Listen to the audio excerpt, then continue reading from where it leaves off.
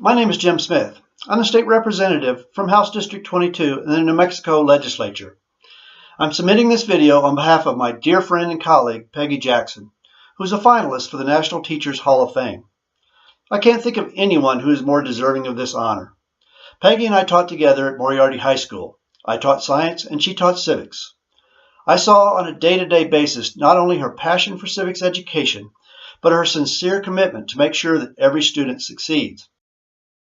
Recording this to endorse Peggy Jackson for the National Teacher Hall of Fame.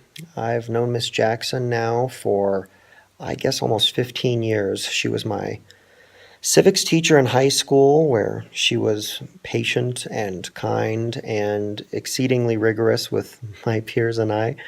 And I had the pleasure of reconnecting with her in the last couple of years, where she was my coach through the national board certification process. Ms. Jackson actually inspired me, or was one of the major inspirations for me becoming a teacher myself. The New Mexico legislature appropriates funds every year to support our candidates for national board certification.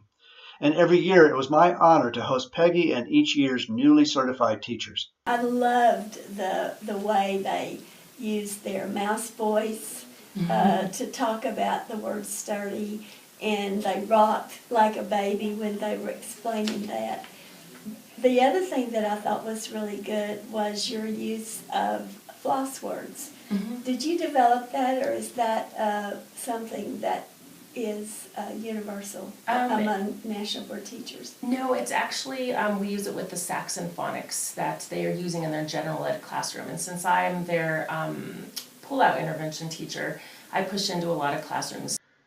But I've also witnessed Peggy outside of the classroom and her willingness to mentor and support fellow educators.